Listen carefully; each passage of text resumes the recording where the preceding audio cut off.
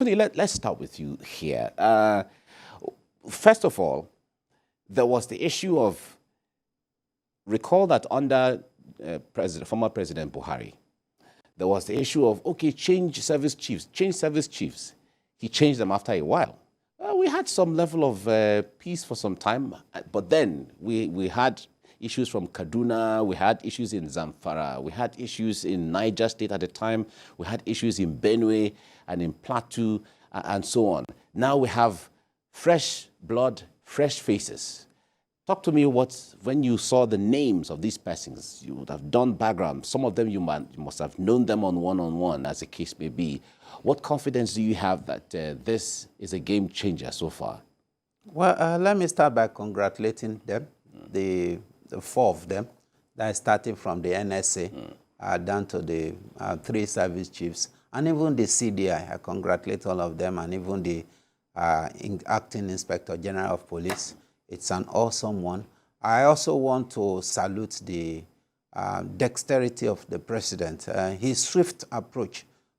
It shows that he's prepared, let me put it like that, because if you look at antecedents from what we had previously, you see that it's not that fast.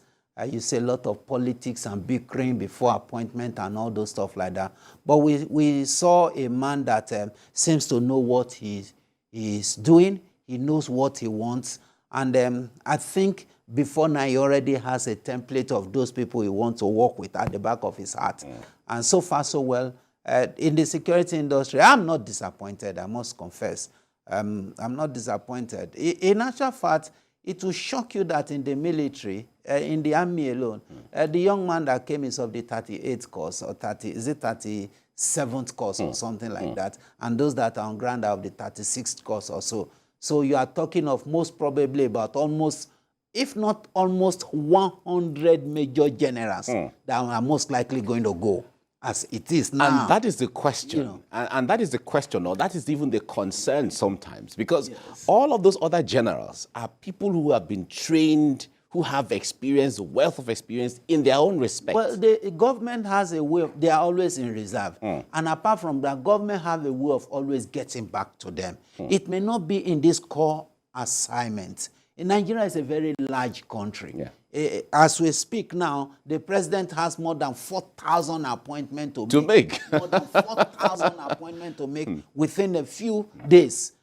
So for me, as far as I'm concerned, in as much as you look at, he believes that, look, I want to work with fresh blood. I want to work with younger people with, that has better mental alertness and all those stuff like that. But I must not forget to say that the service chiefs that just left, they did better than the ones that were there for 5 years. Yes, unapologetically. They were there for about 1.5 years or thereabout, but they did far, far better than those that were there for 5 years. So in as much as we know that the security challenges are not as abated as we wanted and all those stuff like that, we should not throw away their achievements. We shouldn't throw away their achievements. That's just the truth. One thing that Nigerians will not understand, you are in the security constituency, so you will get to know who is performing, who is not performing, how they're performing, body languages, you will know those. Nigerians may not have the opportunity, who are not in your constituency, wouldn't have any single idea.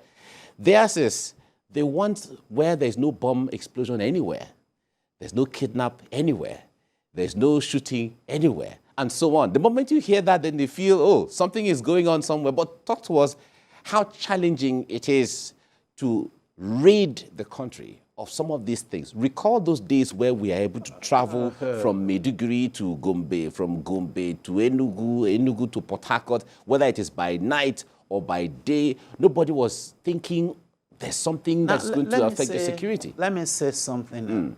I think one area that I want to advise those that are, the architect of our security architecture, to understand that there is no singular solution to security in any country in the world. There are multiple solutions.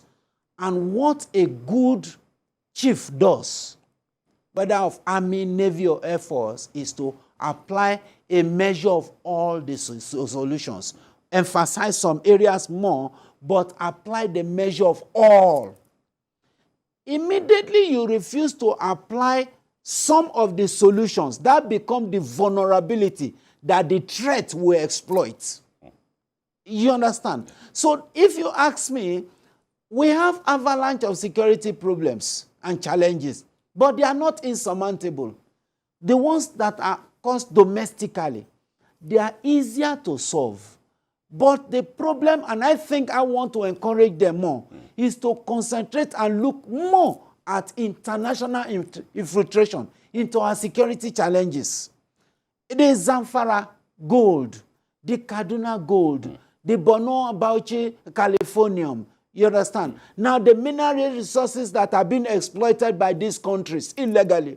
Now the natural strategy is to raise local militias to be able to cause diversion, so that in the process of that, they will add that they are helping you. They will also bring pseudo assistance, which are defective and deceptive. They bring it to you, make you believe. But meanwhile, their concentration is how to exploit your mineral resources at near zero kobo. Now, if you as a service chief, you are not intelligent enough, there is big money there and cheap money there.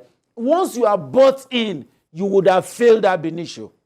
But if you are able to stand your ground, what do? Let the government itself look at machinery to regulate all this. You see, I didn't emphasize much about local militias, local security challenges and the like, because as far as I'm concerned, it does not take the military 3 weeks to clear off all the bush and the forest.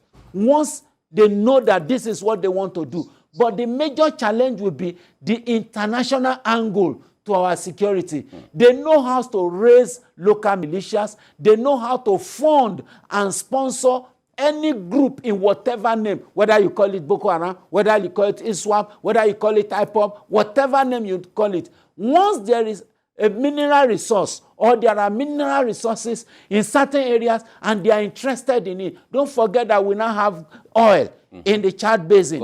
And as we speak now, Niger Delta has not survived from those. So the government must understand the security challenges that are inherent in all these things, especially from greedy Western world. Countries that are not interested in painful royalty and they want to get your mineral resource at maximum quantity and level. These are major challenges the new service chiefs should think about, not the little thing. And when you talk about piracy and all those stuff like that, sea robbery and the like, and some of us are talking about little boys, those are not the main thing. The main thing are the vessels. The maximum vessel that picks our crude here is about 2 million barrels. Now, how many of them have their capacity to load at that level? But you are talking of high players in the industry that have the financial capacity to bring in vessels and take it out. And those are global syndicates. Thank you very much. That is where government should concentrate on the most. You are not talking of 10,000 liters, 2,000 liters and all those. No, those are, in short, those ones even come back to the economy. If they steal it, they use it to feed their wife and children, use it to set up business center for their family members in the country. But we are talking of the hundreds, millions of barrels in crude that goes out. That means that your major national wealth is going out.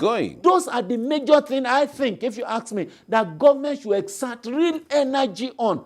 And it goes to the Niger Delta region. It goes right to the north, not as a whole. And when you are talking of all this, they should concentrate more on rural security now.